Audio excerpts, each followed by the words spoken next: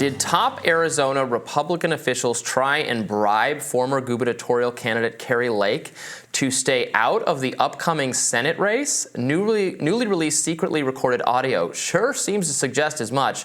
The tape appears to be a conversation between Lake and Arizona GOP chair Jeff DeWitt, where DeWitt asks if there's an amount of money he could give to Lake, or he could get for Lake, in order for her to drop out. Take a listen. Is there a number at which I can be bought? not be bought? That's what it's about. You can take a pause for a couple of years. No. And then go right back to what you're doing. No. 10 million, 20 million, 30, no. A billion, no. This is not about money. This is about our country. Now, while the alleged bribe is interesting enough, DeWitt seems to imply that if it was revealed he tried to bribe Lake out of the race, he would be assassinated? I think you should go public with this and then say, hey, no. these people don't want to, they don't want, And then I turn my key in my car and I just, I like my car. Tell them I'm not flattered. I'm offended that Don't tell anybody we had this conversation. I'm offended that they don't care about our country more. I actually wish you'd just give me a counter offer this big. Give me a counter. I can't be bought. Come on. I can't. All right, I'll do it. Okay, bye-bye. Following that tape's viral spread on X, DeWitt has resigned from his position, suggested he might take legal action against Kari Lake. Lake decided to make hay while the sun shines and use the opportunity to ask for funds. She wrote on X, "I can't be bribed. I can't be bought. I'm only in this for my children in the state of Arizona." So this is pretty wild. Again, we're using careful language, alleged, etc. But I've listened to the tape. He's resigned and basically said, "Well, I'm resigning because I don't want Kari Lake to release even more damaging footage she has. So please leave me alone. I'm going back to the private sector. Bye." That's basically what he said in his statement. So this is essentially acknowledged and confirmed, is what I'm saying, by the parties involved. I mean, you heard it there. He was very clearly offering her money. I guess from, I can't imagine from his personal funds, but I guess from the RNC. So I think Republicans, Lake supporters, and maybe just even Republicans who aren't supportive of Lake necessarily, should be outraged that they tried to do this. Well, I was trying to understand the implication that he was going to be blown up in his car mafia style. I think he was saying he would be blown up by. He knows it would be so so bad for him. People would be so angry that this rhino tried to take out the candidate they want. Right. I guess I was trying to read into that as maybe the money is from a more nefarious source. Oh, I don't.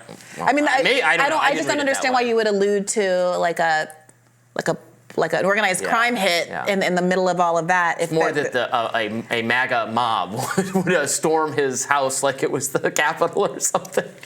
Well, what is the posture of Kari Lake politically right now? She's obviously using this as a fundraising opportunity. Where does she stand after her loss last year? So, I mean, the reason from the RNC perspective, or for this guy's perspective, is that Kari Lake narrowly lost her gubernatorial bid in a state. Arizona's a swing state.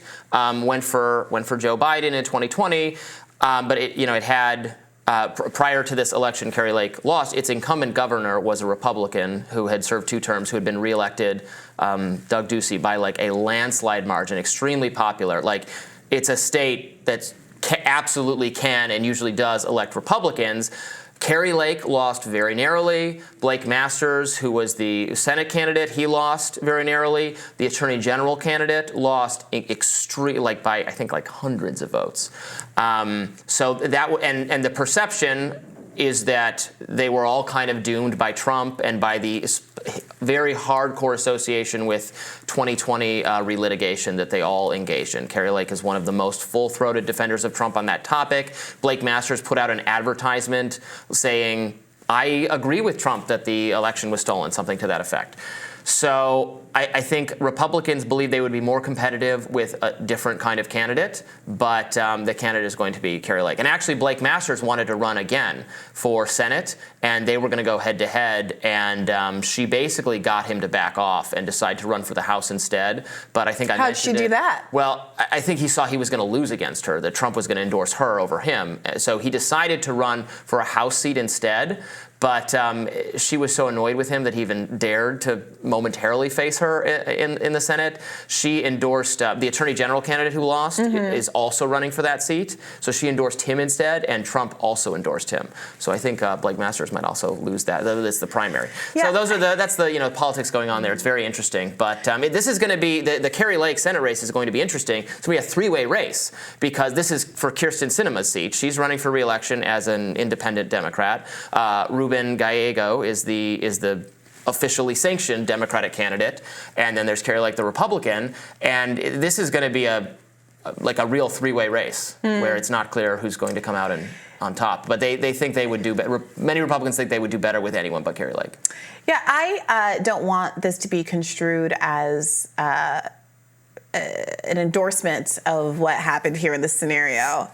But it does strike me as kind of interesting that, when we talk about backroom deals, this is literally what we're talking about. Yeah. And there's a little bit of, oh, shucks, how could you in some of the discussion of this? That feels a little naive. What else do people think they're getting offered? When Joe Biden and the rest of the Democratic Party stands aside for Hillary Clinton in 2016, despite her horrible poll numbers, what do we think those conversations are like? I'm not saying they're necessarily so explicitly quid pro quo. I'm going to hand you millions of dollars. I think it's not that. But there is a kind of, well, this is how much I can fundraise for you if you run in 4 years. This is the endorsements that I can get for you if you run in 4 years. No, this is proof and, you're right. This is proof and acknowledgement of what happens every day. And what a lot of Republicans, this is confirming everything they think about the elites who run their party. People who say they're for Trump and say we love Trump and everything, but behind the scenes would prefer anyone but a Trump or a Kari Lake, who are privately praying to their gods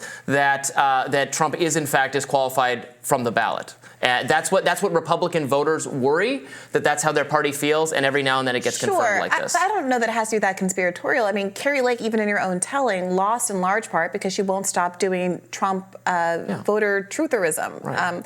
election denialism.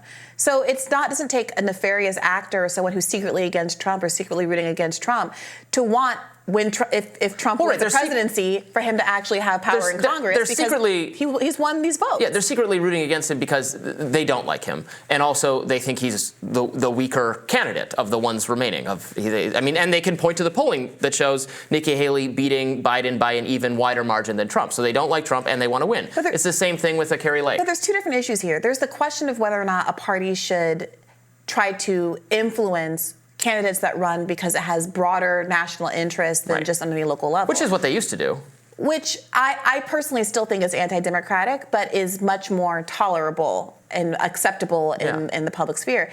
And a separate question as to whether or not people should be intervening in more local races because of their personal peccadillos and likes and dislikes. And you're seeming to put this action in the second category when Kari Lake's own failures just last year in securing the nomination because she was an extreme representative of her party it's the first seems category. to suggest it's the first. So all I'm saying is that I don't know that this is confirming that everybody hates Trump and is out to get him and defeating into those kind of conspiracy narratives. I think it could very much just be Kari Lake lost. She has vulnerabilities as a candidate because she's widely to the right of where most Republicans are on accepting that Joe Biden won the election in 2020.